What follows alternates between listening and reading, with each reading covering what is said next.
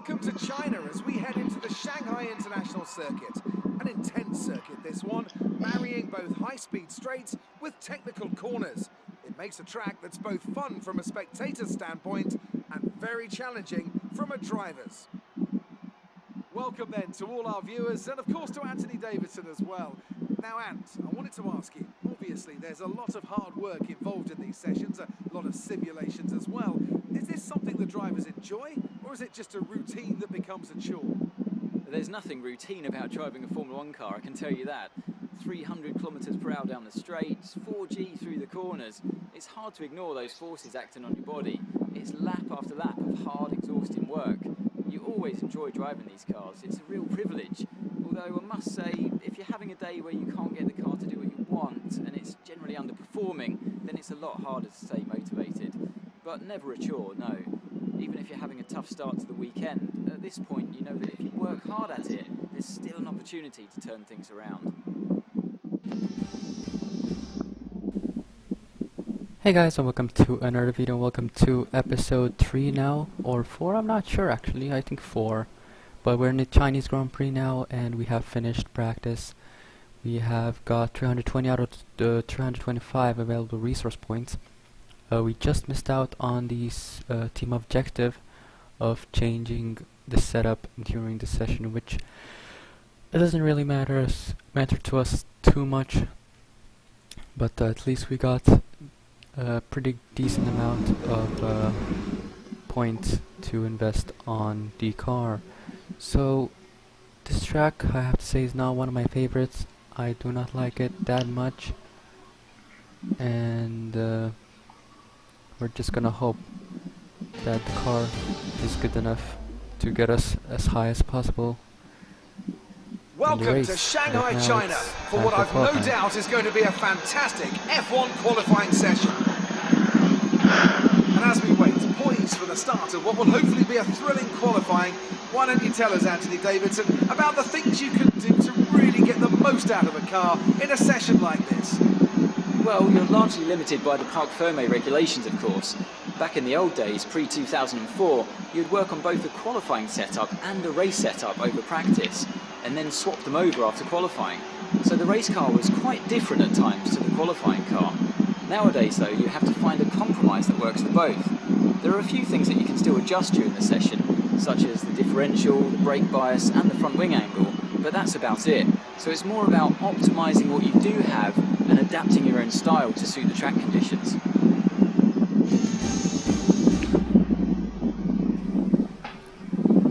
So here we are for qualifying of the Chinese Grand Prix. We are currently in Q1, and this is our first and only lap in Q1. It was a pretty decent one, as we usually do, and we didn't need to use 2 sets like most of the other cars. I think everyone uses 2 sets in Q1, which is really just a waste of tires.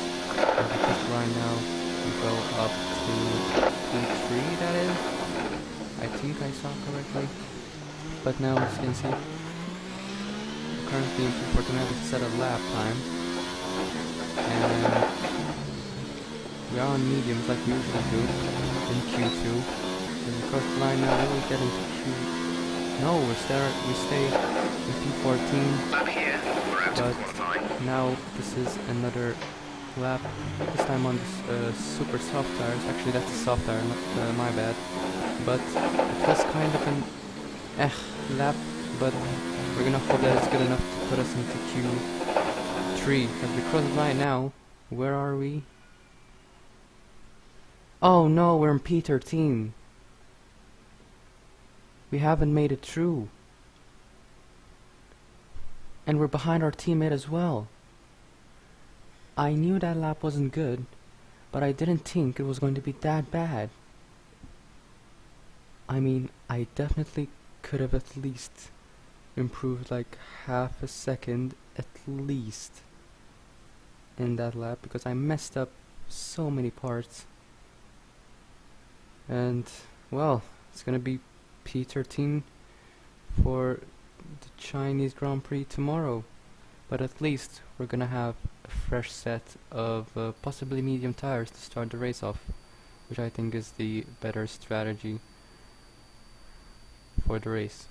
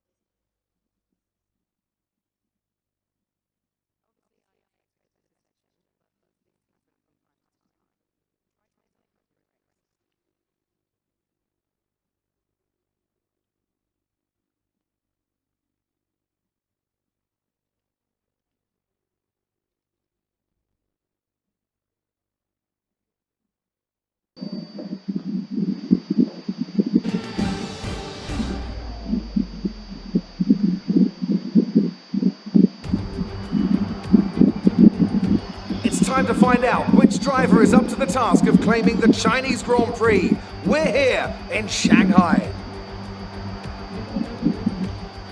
We're here in the Yangtze River Delta today, home of the 16 corners that make up the Shanghai International Circuit. 54% of this 3.3-mile lap is taken at full throttle, and we'll be getting up to speeds of around 200 miles an hour, with DRS assisting the cars down the back straight before they brake into the sharp hairpin at turn 14. Joining me for today's race once again is Anthony Davidson. Now, I want to ask you about Lando Norris. They're still relatively new to a sport which does have a high learning curve and, of course, little tolerance for mistakes. That's right, it is a difficult environment to come into. In junior categories, you're competing against drivers with similar levels of experience, but some of these guys in Formula One have been there for over a decade. But I have to say, in this case, it's so far so good. Before we begin, let's take a quick look at the grid lineup for today's race. Lewis Hamilton lines up on pole position, and starting alongside in P2 is Sebastian Vettel. Looking down the rest of the grid, we have Leclerc, Verstappen, Valtteri Bottas, and Butler, Hülkenberg, Gasly, Ricciardo, and Lando Norris, Perez, Anderson, George Russell, and Grosjean, Kvyat, Kubica, Alexander Albon, and Kimi Raikkonen. Weber, they've taken a grid penalty, and Antonio Giovinazzi starts from the back of the grid. Now it's almost time to lights out, so let's go down to the track. So we at least got promoted one place because of, I believe that is Let's go Weber's out there penalty. and push for at least 12th place. And yeah, we're gonna hope we're gonna do a much better job than we're currently at. 5 lights, and it's lights out, and away we go. It's a pretty good start compared to our teammate, who gets up to a pretty poor start. But as we go now into turn 1, there's a bit of contact, I think.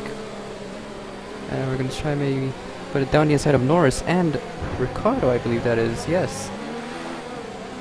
We're still fighting it off with Norris for points paying position, even though they are on the soft tire, so we're gonna have a huge disadvantage to them. Maybe we can try down the inside here.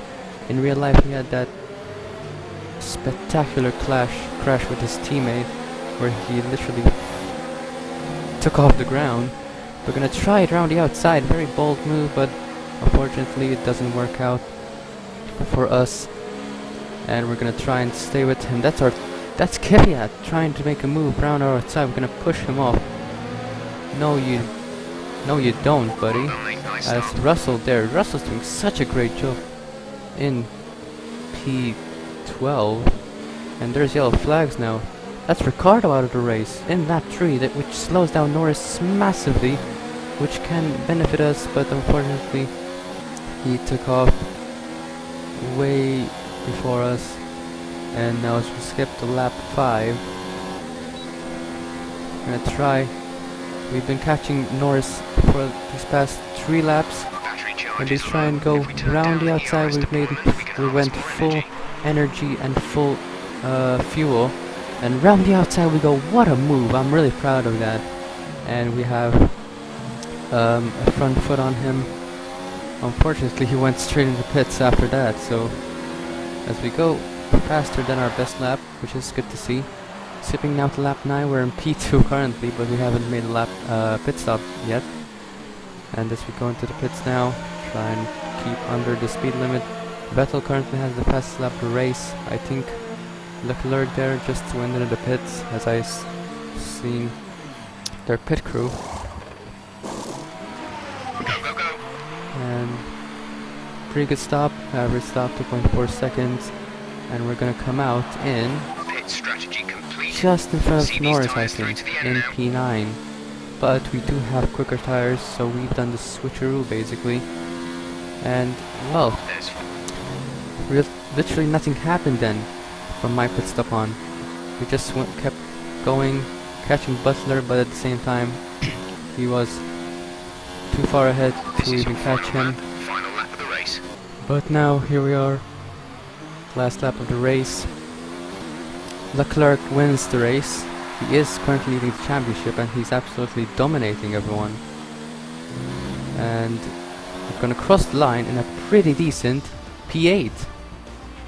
Good job, you did really well. Super driving.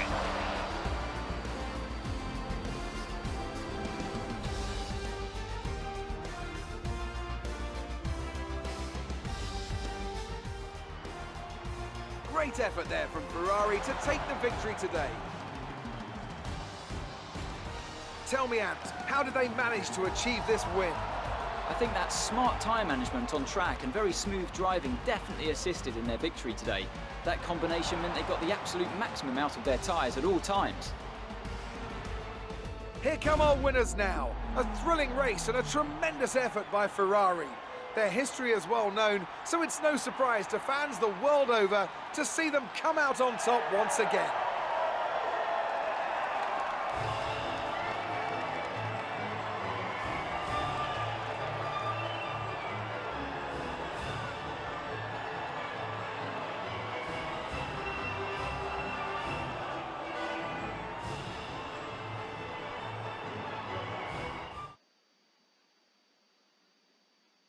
Let's have a look then at the drivers' standings. Charles Leclerc, currently leading the championship standings, extends his lead even further with this result. Let's focus on the driver of the day.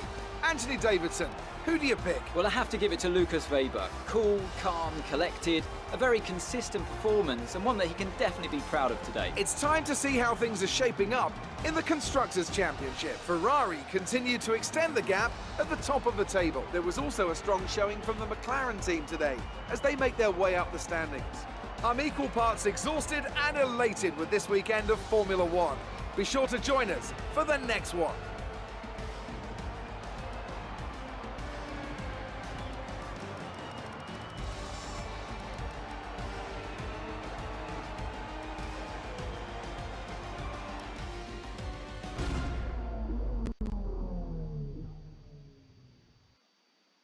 Great work out there today. Let's have your thoughts. Lucas flew through the pack in that race. What's his secret?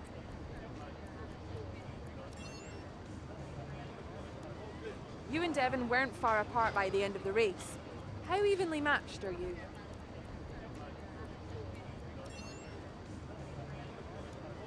You gained a lot of positions during the race, didn't you?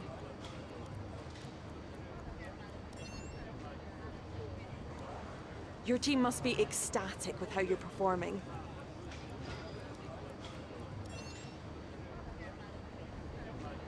Appreciate your time.